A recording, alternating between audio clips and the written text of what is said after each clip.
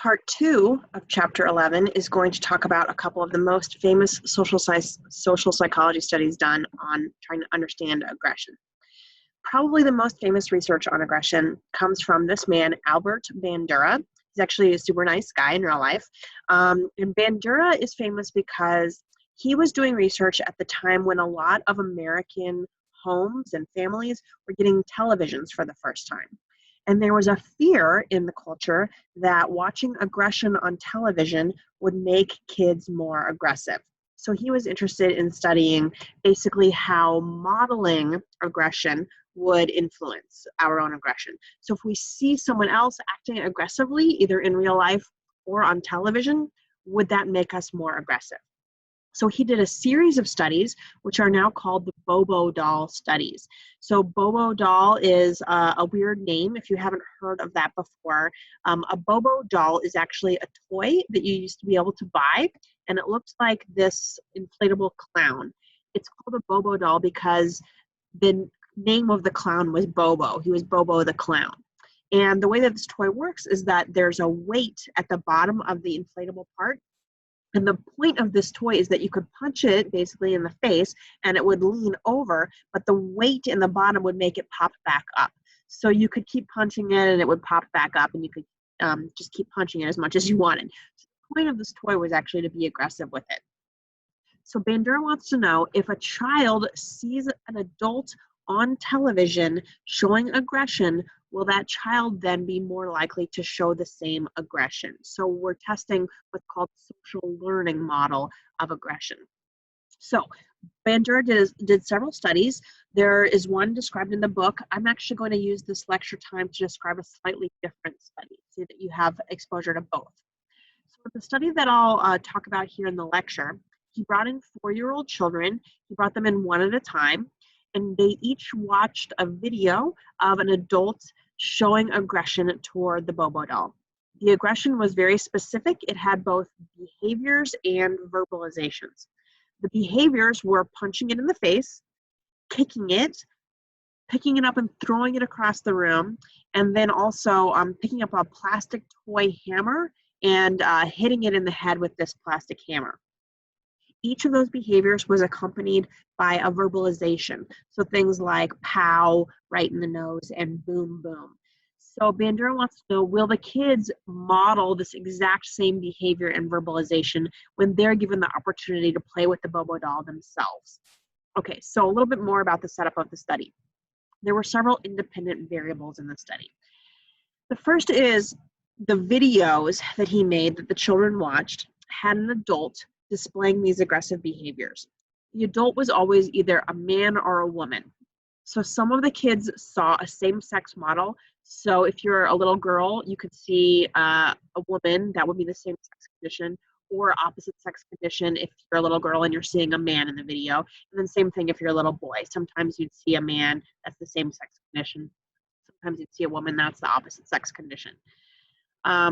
Another independent variable was the ending to the film. So all of the kids see a model doing the aggression, like was described on the previous slide, and then there were 3 different endings.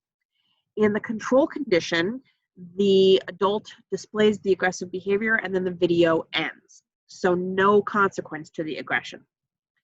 A third of the participants saw a reinforcement condition. So the adult displays the aggressive behavior, and then the end of that video shows a reward for aggression. So a second adult enters the room, gives the first adult pop and candy, smiles and says, "Good job, you're a strong champion." So this is the reward condition. The children see a video in which an adult who has just behaved aggressively is rewarded for that aggression. A third of the children see a punishment condition. So the ending of that video has a second adult coming into the room and saying, "You're naughty, you're a mean person for picking on that clown." And then in this very kind of awkward way, the adult who was aggressive is spanked by the second adult. So it's a little bit weird by today's standards to see an adult spanking another adult. But for the kids who were 4, they just basically saw this as a punishment. Okay, so we have basically the model of the model adult. Is it a male or a female? We have the ending of the film. Is it control? Is it reward? Or is it punishment? So those are two independent variables. And then a third independent variable was the sex of the actual child. So this led to, so before I get to the specific hypotheses, these are some images of the actual original study. So you can see in this image, it's a woman and she's punching the Bobo doll in the face. Here you can see she's picking the Bobo doll up and throwing it across the room. And here you can see, it's kind of blurry, but you can see here that she's holding a plastic hammer in her hand and she's punching the Bobo doll in the face. Okay, so what happens is the kids are all brought in one at a time and they see this video of the adult walking into a room that has a bunch of toys, and then the adult can play with any of the toys. And the adult always chooses to play with the Bobo doll and to act aggressively toward it. What happens after the video is the kids then are brought into another room. It's the same room that they just saw in the video, and the room has all of the same toys, and the children are told, by the experimenter, I have to do some paperwork. You now have time to play in this room. You can play however you want and with whatever toys you want. So the toys include the Bobo doll. It includes some cars. It includes some dolls. And it includes that plastic toolkit that included the plastic little hammer, and it includes like some plastic nails and some stuff like that. What happens when the kids are given freedom to play with the toys is that there are experimenters watching how they act through a one-way mirror. So the dependent variable here is, do the kids show that same aggression that they saw in the video? Do they copy what they saw in terms of both physical aggression and verbal aggression? And they were watched and coded for whether they did those things. They were coded by two people who were observing them. And each person coded the children independently, and then they correlated the codes. And they found that there was high inter-rater reliability, meaning that there was a high correlation of what one coder said in terms of the behavior, and the second coder said usually the same thing. So they matched in terms of what they were perceiving and coding through their observations. Okay, so let's go back to the hypotheses in the study. There were three hypotheses based on those three independent variables. The first is that the participants, the little kids, who saw the end of the video where the adult was rewarded for their behavior would be more aggressive than the kids who saw a punishment video or the kids in the control condition video. So the idea is that if I saw someone else doing these behaviors and getting rewarded for them, I'm more likely to then do those behaviors, presumably because I would expect to get the same reward. I want popping candy.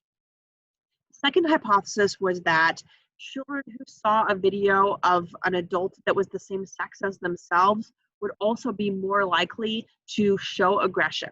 And Bandura's hypothesis here was that I'm more likely to imitate someone I see as similar to myself. And again, presumably that's because I expect that behavior is socially acceptable because I saw someone modeling it and it's a man or a woman just like I am. And especially in the reinforcement condition, you might think I'm even more likely to get the same reward because it was someone similar to myself doing the behavior. His third hypothesis was that regardless of the other conditions, the little boys might be more likely to be aggressive compared to the little girls, just because culturally boys are more expected to be aggressive. Girls are basically told not to be aggressive because it's not ladylike. So these are his three hypotheses. He does the study, and of course he finds that all three of them are confirmed, or else it wouldn't be as famous of a study as it is. So summarizing again, the boys were more likely to aggress compared to the girls, no matter what the condition was.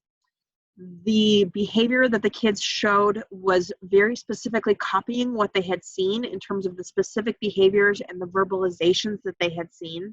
And most importantly for Bandura, the aggression was most likely to be seen in the children who had watched a film where the behavior was rewarded. So it seemed to be sort of socially sanctioned. They thought maybe I'll get a reward. So the idea is you're most likely to copy behaviors that you've seen other people do when you saw those behaviors lead to positive rewards. Here are some photos of actual little kids who are in this study. So here's a little boy picking the Bobo doll up to throw it across the room. Here he's smacking it in the head. Again, you can see he's holding that plastic hammer. Here's a picture of a little girl totally wailing on this Bobo doll, smacking it in the face. And here she's gonna smack it with the plastic hammer again. So the kids really did copy what they had seen. Another example of how our culture might influence our aggression that's discussed in the book is what we call a culture of honor. And the idea is that some subcultures basically kind of glorify violence because they see it as sort of showing pride. It's showing you've sort of, when you aggress, it's because you're defending your honor. So this has been found in some parts of the world more than others. In the United States, southern states like Texas seem to have kind of a culture of honor. We see this in urban areas more than we see it in rural areas. And some people have argued that in Latinx or some parts of African American culture, we see this idea that if you have done something to disrespect me, it's socially expected that I will aggress toward you to sort of regain my honor. This is often tied to masculinity, the idea that men are expected to do this to regain their respect, especially if someone has disrespected my girlfriend or my wife. It's expected that I will aggress toward you, sort of challenge you to a duel if you've disrespected my woman. And it's this idea of toxic masculinity and our culture saying aggression is a good way to solve problems. And we see that more or less in different areas of the country. The last thing that I'll talk about in chapter 11 is the catharsis hypothesis. So you can see here a little graphic I made of, actually I just stole this from the internet, like the idea that if you are feeling aggressive, you can get that aggression out by like punching a pillow or punching a punching bag or throwing darts at a picture of your enemy, right? So my enemy, of course, is Hitler. So this is called the catharsis hypothesis. And the idea is that you're venting your anger, you're like letting it out, and that's going to make you feel better. It's going to calm you down. Unfortunately, lots and lots of studies from social psychology have shown that the catharsis hypothesis is not accurate. So more or less, they have found that if you're already angry and then you have this opportunity to kind of vent your anger by doing something like punching a punching bag, that actually makes you even angrier. So this is research most famously by a man named Brad Bushman, who did a series of studies on the catharsis hypothesis. And he found that if you anger people and then you give them the opportunity to do something like, in his studies, they punched a punching bag, that actually led to people being more aggressive at the end of the study as the dependent variable, as opposed to being less aggressive. So venting your anger doesn't work. It actually makes you even angrier. Now, one interesting caveat to this research is that a lot of people say, okay, well, when I'm angry, I do something like exercise, and that helps me calm down. That is possible. So Bushman found in one of his studies that if you make people angry, and then you ask them to punch a punching bag, that can either help or hurt depending on your psychological mindset while you're doing the punching. So in one of his conditions, he asked people, okay, we know you're angry. We want you to punch this punching bag and imagine that you're punching the person you're angry at. Basically, imagine their face on the punching bag. When people were asked to do that, in part 3 of the study then, they actually acted more aggressively. So focusing your anger while you're punching makes you angrier. But half of the participants were told, we want you to punch this punching bag as a distraction. Think about it making you physically tired. Think about the benefits of exercise. And those participants showed less aggression after punching the punching bag. So the idea that exercise can make you calm down is possible as long as you're using the exercise as a distraction and not to focus your anger.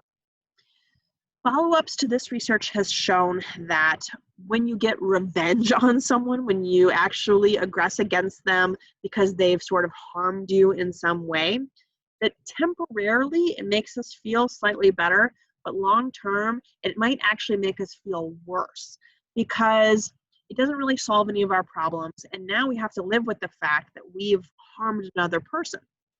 So research has shown that the best way to resolve anger toward another person is actually to forgive them. There's lots of research showing that this is true on an interpersonal scale and also on kind of a community scale. So a specific example of this that comes from international politics or history is the country of Rwanda, which experienced a terrible genocide in 1994, where neighbors would literally slaughter other neighbors who were part of a different ethnic group. And after this genocide occurred over the period of several months, the genocide ended and survivors had to live with people who had potentially slaughtered or assaulted themselves or their family members. And the entire culture went through a period of trials and sort of revenge. And what they found was that communities that had embraced the idea of forgiveness actually psychologically did much better than communities that embraced the idea of revenge. So we can take this kind of as a lesson in our own lives. If we're feeling this kind of anger and resentment, instead of thinking, I'm going to feel better if I can get revenge, all of the research shows that you'll actually feel worse. And that the best thing to do for your own peace of mind is to try to forgive the person who has harmed you. I know that that's really hard. I have experienced that myself, but that's what the research indicates. So again, I hope that you got something out of this lecture, both academically and personally, and good luck on the Chapter 11 quiz. We're almost done, only one chapter left.